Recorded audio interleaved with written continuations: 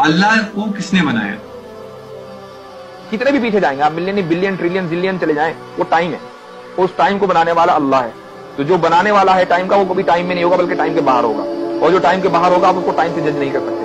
इसलिए आप ये नहीं कह सकते कि अल्लाह कब आया, क्योंकि जो कब का सवाल है ये उसके लिए होगा जो टाइम के अंदर है, ना कि उसके लिए जो टाइम के बाहर है। कहो कि वो माबूदे बरहक जिसकी मैं इबादत करता हूं अल्लाह है, वो एक है। अल्लाह बेनियाज है, वो न किसी का बाप है और न किसी का बेटा, और कोई उसका हमसर नहीं।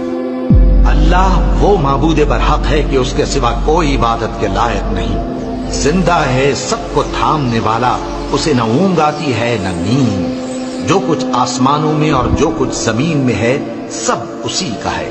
कौन है कि उसकी इजाजत के बगैर उससे किसी की सिफारिश कर सके? जो कुछ लोगों के रूबरू हो रहा है और जो कुछ उनके पीछे हो चुका है उसे सब मालूम है, और लोग उसकी मालूमात में से किसी चीज पर दस्तरस हासिल नहीं कर सकते। हाँ, जिस कदर वो चाहता है उसी कदर मालूम करा देता है। उसकी बादशाही और इल्म आसमान और जमीन सब पर हावी है, और उसे उनकी हिफाजत कुछ भी दुश्वार नहीं। वो बड़ा आली रुतबा है, जलीलुल कद्र है। वही अल्लाह तमाम मखलूकात का खालिक, ईजाद व इख्तिरा करने वाला, सूरतें बनाने वाला। उसके सब अच्छे से अच्छे नाम हैं। जितनी चीजें आसमानों और जमीन में हैं सब उसकी तस्बीह करती रहती हैं, और वो गालिब है, हिकमत वाला है। आसमानों और जमीन की बादशाही उसी की है। वही जिंदगी देता है और वही मौत देता है, और वो हर चीज पर कादिर है। वही अव्वल और वही आखिर, और अपनी कुदरतों से सब पर जाहिर और फिर भी पोशीदा है, और वो हर चीज का खूब जानने वाला है। वही है जिसने आसमानों और जमीन को 6 दिन में पैदा किया, फिर अर्श पर जलवा अफरोज हुआ। जो चीज जमीन में दाखिल होती और जो उससे निकलती है, और जो आसमान से उतरती और जो उसमें चढ़ती है, सब उसको मालूम है। और तुम जहां कहीं भी हो वो तुम्हारे साथ होता है, और जो कुछ तुम करते हो अल्लाह उसको देख रहा है।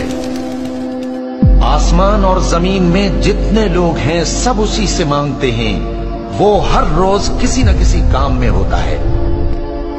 वही तो है जो तुमको डराने और उम्मीद दिलाने के लिए बिजली दिखाता और भारी भारी बादल पैदा करता है, और रात और फरिश्ते सब उसके खौफ से उसकी तस्बीह और तहमीद करते रहते हैं। और वही बिजलियां भेजता है, फिर जिस पर चाहता है गिरा भी देता है, जबकि वो अल्लाह के बारे में झगड़ती है, और वो बड़ी कुव्वत वाला है।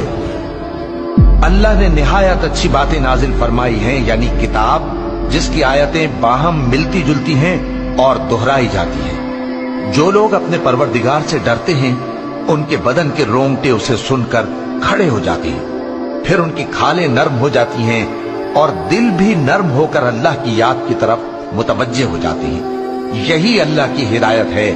वो इससे जिसको चाहता है हिदायत देता है, और जिसको अल्लाह गुमराह रहने दे उसको कोई हिदायत देने वाला नहीं। अल्लाह ही खलकत को पहली बार पैदा करता है, फिर वही उसको दोबारा पैदा करेगा, फिर तुम उसी की तरफ लौट कर जाओगे।